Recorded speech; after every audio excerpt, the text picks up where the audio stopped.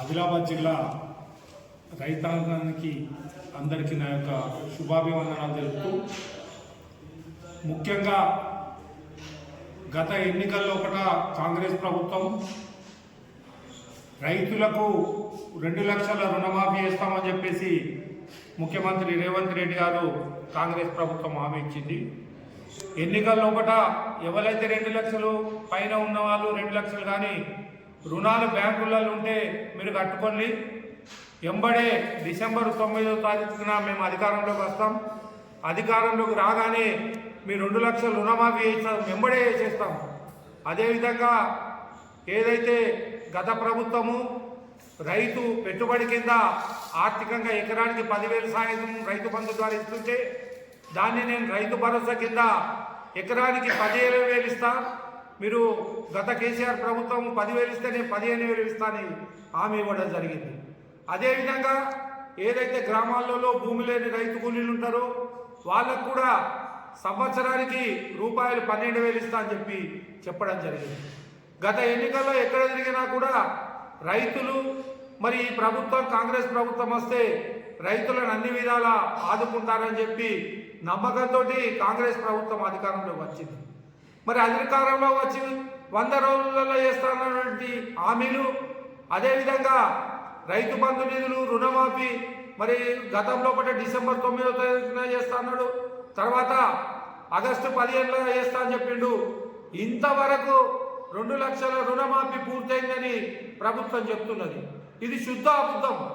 నేను రైతులను కోరేది ఏంటంటే మీరు రైతులను మోసం చేయకండి. నేను కాంగ్రెస్ ప్రభుత్వాన్ని రేవంత్ రెడ్డి గారికి విజ్ఞప్తి చేశానంటే, రైతులను మోసం చేస్తే మరి రైతు ఏడ్చినా మరి ఎంత ఏడ్చినా వ్యవసాయం బాగుపడది, రైతు ఏడ్చిన రాజ్యం బాగుపడన్నట్టు రైతులను మోసం చేయదు. నువ్వు గత ఎన్నికల్లో ఏదైతే హామీ ఇచ్చినావో 2 లక్షల వరకు రుణమాఫీ చేస్తానో నువ్వు రుణమాఫీ అయ్యు. మరి పైన 2 లక్షల పైన ఉంటే మీరు కట్టుకోండి, మరి రేషన్ కార్డు అదని పెట్టి ఇంతవరకు కూడా సుమారు 20 లక్షల మంది రైతులకు రుణమాఫీ కాలేదు. నేను ముఖ్యంగా కాంగ్రెస్ ప్రభుత్వాన్ని విజ్ఞప్తి చేసేదంటే, మీరు ఏదైతే గత ఎన్నికల్లో వాగ్దానం చేశారో ఆ వాగ్దానానికి అనుగుణంగా మరి సంవత్సరం కావస్తున్నది, ఇంతవరకు 2 లక్షల రుణమాఫీ పూర్తి కాలేదు. అదేవిధంగా గత ప్రభుత్వం ఇచ్చినటువంటి రైతు బంధు నిధులను కూడా మరి రైతు భరోసా కింద 15,000 ఇస్తా అని చెప్పినావు, అది కూడా మోసం చేసినావు. 2 విడతల రైతు భరోసా ఇవ్వకూడదు. ఇప్పుడేమంటున్నావు సంక్రాంతి తర్వాత నేను రైతు భరోసా నిన్ను నమ్మదు. నేను రేవంత్ రెడ్డిని కాలేదు, నువ్వు రైతులను మోసం చేయకు, కాకుంటే కాదని చెప్పు, కానీ ఇయ్యలు ఇస్తా రేపిస్తా అని చెప్పి రైతులను రోజు నింపుతూ మరి ఆ కారణం ఈ కారణంతో చెప్తున్నావు. నేను ముఖ్యంగా రైతులను కోరేది ఏంటంటే, ఏదైతే గతంలో కాంగ్రెస్ ప్రభుత్వం ఇచ్చినటువంటి హామీలను నమ్మి ప్రజలు మీకు ఓటేసింది. మరి అదేవిధంగా గతంలో మరి కేసీఆర్ ప్రభుత్వం 24 గంటలు కరెంట్ ఇస్తుండే, మరి ఈరోజు కరెంటు లేక ఎన్నో జాగాల ట్రాన్స్ఫార్మర్లు కాలిపోయి ఏదైతే 2వ పంటను 3వ పంటను వేసుకోవడానికి రైతులకు అవకాశం లేకుండా 3 ఫేజ్ల కరెంట్ లేక మరి రైతు నాణ్యమైన విద్యుత్ ఇవ్వకుండా ట్రాన్స్ఫార్మర్లు కాలిపోతున్నాయి. నేను ఈ ప్రభుత్వాన్ని కోరేది ఏంటంటే, మీరు రైతుల కొరకు ఏదైతే పెట్టుబడి నిధుల కింద రైతు భరోసా నిధులను ఆపేసిండ్రు, మరి అదేవిధంగా రుణమాఫీ పూర్తి అయ్యలేదు, అదేవిధంగా ఈ నాణ్యమైన కరెంట్ ఇవ్వడం లేదు. మరి ఏదైతే రైతు కూలీలకు 12,000 ఇస్తా అని చెప్పినావో సంవత్సరానికి, అది కూడా ఇవ్వడం లేదు. ఎక్కడ కూడా దాని యొక్క కార్యక్రమాన్ని మొదలు పెట్టలేదు. మీరు ఏదైతే ఏ ప్రభుత్వంలో కానీ అబద్ధంతో అధికారంలోకి వస్తే అది ఎక్కువ కాలం నిలబడది. కాబట్టి నేను కాంగ్రెస్ ప్రభుత్వాన్ని కోరేది ఏంటంటే, మీరు రైతులను మోసం చేయకుండా రైతులకు ఏదైతే ప్రభుత్వం గత ఎన్నికల్లో మీరు ఇచ్చినటువంటి హామీలను చిత్తశుద్ధితో అమలు చేయాలని కోరుతున్నాను.